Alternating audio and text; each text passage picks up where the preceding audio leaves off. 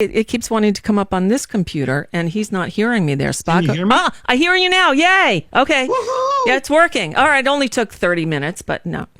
Anyway, so Spocko, by the way, Spocko calls in a lot, and he hangs out in the chat room. You can read Spocko at Digby's blog, digbysblog.net. Spocko writes over there as well. He's a contributor there and a Crooks and Liars. And I wanted to make sure people knew that they could find you in other places other than just Mastodon. Thank you very much. Sure. So, Spocko, so you wanted to talk about, I mentioned the story of, which one was it? Rudy Giuliani and Shay Moss and Ruby Freeman. Mm-hmm. And you said that that the story about that relates to this Ammon Bundy story. Why don't you quickly tell us what happened with Ammon Bundy? Let me just make sure I've got this clause here. Back in March, there was do you hear an echo on your end? No, I don't. So if you can ignore it, it's fine. Okay. If you can ignore it on your end, we're not hearing it. All right. Last year, there was a case where one of the Ammon Bundy's members of his group, his grandson was taken to a hospital by the Idaho Children's Protective Services for care. And Bundy and his people decided that was the kid was being kidnapped, and they organized a rally, an armed rally of people coming up and saying that the baby Cyrus was kidnapped. They surrounded the hospital, and the hospital had to shut down for this because it was huge. They also continued. They threatened the hospital staff. They threatened the people at the Department of the Children's Protective Services. And the thing about this is, their people show up armed. Now, Bundy said it was all legal and it was free speech, etc. Well, the hospital sued them for damages for defamation because they threatened and harassed the people. And Bundy did not go to any of the cases. He didn't do any of the things. He didn't even show up for the court filings. He said, it doesn't matter. So the thing that and again, I'm trying not to be too long about this, but this particular case is an example of some organization that gathers together. They continue to threaten people online, in person. They showed up outside of people's houses with their guns, and the criminal cases did nothing about this because it's legal to have a gun, at a protest in Idaho. So I spoke with the people at the hospital, and I've been pushing this for a while, is to find a way to financially penalize these people with a civil case. And so they filed a defamation case like Ruby Freeman filed and won against OAN. That's the other thing. There was a multi-million-dollar case. She and Shay also got criminal threats of violence that did not get followed up on. So they sued OAN, they won. They sued Rudy Giuliani, and they've won that case because he's admitted to the defamation. Yeah, and that just kills me. So he admits he lied, but they said, but I didn't cause them any harm. It didn't cost them anything. Bullshit. Their lives were destroyed. Yes. And this is the other part about it. And then he says, I don't have any money. So, and they also are suing the Gateway Pundit as well. Good. So one of the things that I've been trying to encourage people like this is to find a way to go after the money. Now, the Bundy people, not only did it was him and the grandfather Rodriguez, but also it's an organization of two of these groups that he's part of, including his campaign for governor. So wait, whose campaign for governor? I'm sorry, Bundy ran for governor. Of course. Bundy, and just to reiterate, in case anybody doesn't know who we're talking about, who Ammon Bundy was, they put up, they held the part of the state of Oregon. Basically, they put up a roadblock and kept the feds away. Like they what did they claim? Their own sovereign nation or something? Yeah, it was a wildlife refuge, and they had a bunch of like ridiculous claims. What's sad about this one is they got away with that. Yeah, they nothing did not ever get happened to charged. them for that, which is amazing. Yeah. Because that went on for like months, didn't it? Right.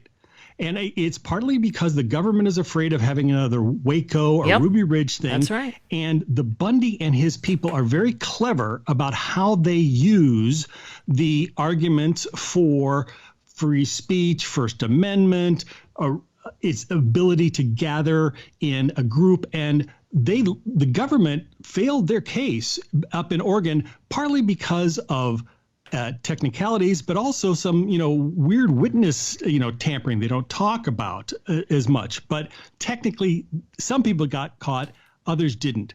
Now, it was important to know that the history of this group is they use the same tactics as Trump does. I mean, they threaten people, they threaten violence, and they've actually pointed guns at, federal employees back in at one of the Bureau of Land Management back in 2014 at the Bundy Ranch there. So I talked to the attorneys for St. Luke's decided to sue them. Bundy didn't show up. He threatened violence to people, and they continued to threaten people online. So he eventually the judge on the case filed a contempt of court because they did a protective order, said don't threaten these victims, don't threaten the people, the hospital. And the hospital employees were so afraid, 3 of them wouldn't show up to testify. They've got hundreds of pages of examples of how Bundy and his people threatened them. And the women who were on the Child Protective Services, all of them were in danger by these people. So judge filed a protective order. Bundy and his people violated. The judge issued an arrest warrant.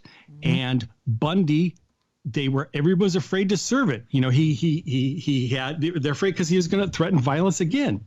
So eventually they ended up having the court. He didn't show up. And the St. Luke's people won the case, and it was a $52.5 million settlement. And one of the things that I always say when I bring this stuff up, people always say, yeah, but they'll never get him to pay, and I remember right after the E. Jean Carroll case, where Trump has the money, but E. Jean Carroll won her case, $5 million, and people said, well, good luck getting it out of him. One of the things that we know from that case is that the court has a system for when somebody applies, with their challenges, et cetera, and they can go after, they put it in a, what do you call what's the thing where they, like a escrow account. The court controls it. They said Trump had to put $5.5 million in for E. Jean Carroll. Wow. So when he loses his appeal, she'll win get the that money. And she'll actually get it because, I was wondering if she was ever going to see it. Well, that's cool. Right. That's good to know. So the thing that I wanted to say, because 2 things. One, right now, Bundy lost the case and he claimed that he doesn't have any money. And the lawyers worked on this beforehand. They put out some stories about how he's trying to hide his assets, just like Alex Jones did. Yep. They've got forensics accountants on him. Good. And so they know that he's tried to move his land around. He threatened the judge and anybody who tried to take his land by force. So that's a future criminal case that can come up against him. And the thing that I also wanted to finally point out is this isn't just about forcing Bundy to pay. They have the tools, but it's also the other person, Rodriguez. But he has the remainder of this money. Like Bundy has to pay 6.2 in compensatory damages, 6.5, 6.1 in punitive. But also the remainder has to be paid by the People's Right Network, the Freedom and Press, and the Bundy campaign for governor. And that is where the money is. I mean, so this is the thing. People always say, well, Trump raises money from his suckers and afterwards they can't get it. here's a way to get the money that Bundy raised for his campaign governor, as well as these other two grifting organizations. And this is something that I want people to be aware of. It's like, if we can't get them in one way, we don't just throw up our hands and, oh, we'll never see a penny. Go after the other pools of money, because that is how you get them, you hurt them. I mean, right. they Gotcha. care about that. Okay. And the last thing that I wanted to say is, I've been trying to encourage some of the hospitals that have been providing gender-affirming care to these various different, LGBTQ people. And one of the things that they need to know is that there's a way to deal with the ongoing social media threats and harassment. And it involves something like this. It involves this kind of case. And this is a case that came from a hospital, and it was against an organized campaign of threatening, harassing, and defamation, that they not only go after the individuals who make the threats, but after the people who organized it and who profited off of it. So there's a whole group of people who've organized the threats against the transgender community. What I would like these hospitals to learn, like Boston Children's Hospital and the Hospital of Vanderbilt Medical Center, to learn that there's a way to go about getting this kind of organizations to stop and then get compensation for it, because everybody is afraid to go after them criminally because they're afraid of more, threats of violence. So that's the thing that I want to, I can't reach out to these people. I've suggested it, and I've called them, and I said, look at this. Now I can point to, here's a great example of what they can do. Okay. Spocko, you can find him, of course, online at Digby's Place, digbysblog.net, at Crooks and Liars, usually in the YouTube chat room during the show. So come hang out. Spocko, thank you, as always. We'll talk soon. Take care. Bye-bye. And with that, we're done. We covered a lot of ground today, right? I guess today makes up for the days that I don't I don't get a lot done.